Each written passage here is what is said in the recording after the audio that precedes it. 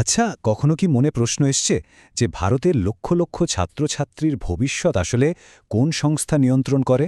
মানে দেশের উচ্চশিক্ষার মান নির্ধারণের মূল চাবিকাঠিটা ঠিক কার হাতে? আজকে আমরা ঠিক এই বিষয়টার গভীরে যাব আর বিশ্ববিদ্যালয় মঞ্জুরি কমিশন অর্থাৎ ইউজিসিকে নিয়ে একটা বিশদ আলোচনা করব। চলুন ভারতের উচ্চশিক্ষা নিয়ন্ত্রণের এই মূল স্তম্ভটাকে একটু ভালো করে বোঝা যাক। তাহলে এই ইউজিসি জিনিসটা আসলে কি? দেখুন, এটা হলো একটা সংবিধিবদ্ধ সংস্থা। সোজা কথায় সংসদের একটা আইন দিয়ে এটাকে তৈরি করা হয়েছে। আর সেই ১৯৫৬ সালের আইন অনুযায়ী ভারতে উচ্চশিক্ষার গুণমান রক্ষা করা আর সেটাকে দিন দিন আরও ভালো করে তোলার মূল দায়িত্বটাই হলো এই ইউজিসির। বেশ, তো সরকারি কাঠামোর মধ্যে এর জায়গাটা ঠিক কোথায়? এই স্লাইডটা কিন্তু খুব পরিষ্কার করে বলে দিচ্ছে যে ইউজিসি সরাসরি ভারত সরকারের শিক্ষা মন্ত্রণালয় বা এমওই এর অধীনে কাজ করে। আরেকটা ইন্টারেস্টিং তথ্য দিই, ২০২০ সালের আগে কিন্তু এই মন্ত্রণালয়ের নাম ছিল মানব সম্পদ উন্নয়ন মন্ত্রণালয় বা এমএইচআরডি। ঠিক আছে, আমরা তো বুঝলাম ইউজিসি কি আর এটা কার অধীনে কাজ করে, কিন্তু আসল প্রশ্নটা হলো এই কমিশনটা কেন তৈরি করা হয়েছিল, এর মূল উদ্দেশ্যটা ঠিক কি? আসুন এর প্রধান লক্ষ্যগুলো একটু ভেঙে দেখা যাক।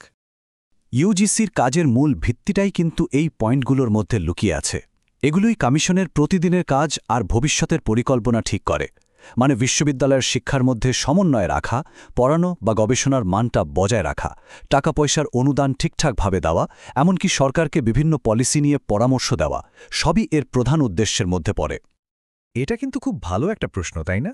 এই যে ছোট ছোট উদ্দেশ্যগুলো, এগুলো পূরণ করে ইউজিসি আসলে দেশের জন্য বড় কোনো লক্ষ্যগুলো অর্জন করতে চায়। চলুন পরের স্লাইডে এই প্রশ্নেরই উত্তর খোঁজা যাক। এখানেই কিন্তু আসল ছবিটা পরিষ্কার হচ্ছে, যা দেশের প্রত্যেক ছাত্রছাত্রীকে প্রভাবিত করে। ইউজিসি চায় সারা দেশের শিক্ষার মান যেন একরকম এবং উন্নত হয়, যাতে সবাই সমান সুযোগ পায়। ওরা গবেষণা আর নতুন আবিষ্কারে উৎসাহ দেয়, আর্থিক সাহায্য দিয়ে আরও বেশি ছাত্রছাত্রীর কাছে উচ্চশিক্ষা পৌঁছে দিতে চায়, আর সব শেষে দেশের জন্য দক্ষ মানব সম্পদ তৈরি করে জাতীয় উন্নয়নে সরাসরি অবদান রাখতে চায়। এতক্ষণ তো আমরা জানলাম ইউজিসি কি করতে চায়, কিন্তু এখন প্রশ্ন হল এই লক্ষ্যগুলো পূরণ করার জন্য তারা ঠিক কি কাজ করে। চলুন কমিশনের ৭টা প্রধান কাজ বা ফাংশন সম্পর্কে এবার জেনে নেওয়া যাক।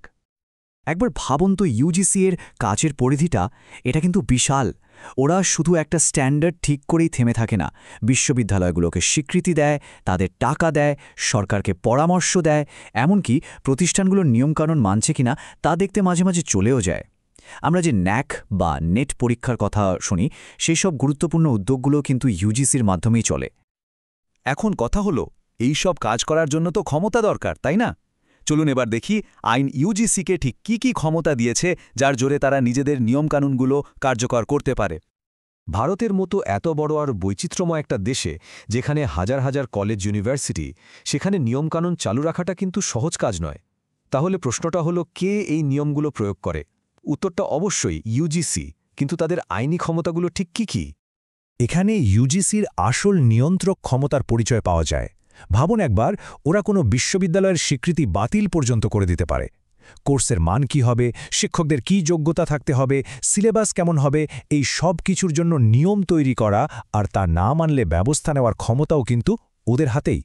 আর এটাই ওদের দেশের অন্যতম শক্তিশালী নিয়ন্ত্রক সংস্থা করে তুলেছে। তো এতক্ষণ ধরে তো আমরা অনেক কিছু জানলাম। চলুন এবার সবচেয়ে গুরুত্বপূর্ণ তথ্যগুলো এক ঝলকে দেখে নিই, যাতে পুরো ব্যাপারটা পরিষ্কারভাবে মনে থাকে। এই টেবিলটা হলো পুরো আলোচনার একটা দারুণ সারসংক্ষেপ। দেখুন, পুরো নাম, কত সালে তৈরি হয়েছে, হেডকোয়ার্টার কোথায়, কোন মন্ত্রণালয়ের অধীনে কাজ করে, আর এর মূল ভূমিকাটাই বা কী, সবকিছু এখানে এক জায়গায় দেওয়া আছে। এটা মনে রাখার জন্য কিন্তু খুবই কাজের। আজকের আলোচনা আমরা এখানেই শেষ করছি, তবে একটা বড় প্রশ্ন রেখে যাচ্ছি। দেখুন, ভারতে উচ্চশিক্ষা কিন্তু খুব দ্রুত পাল্টাচ্ছে। নতুন প্রযুক্তি আসছে, নতুন শিক্ষানীতি আসছে।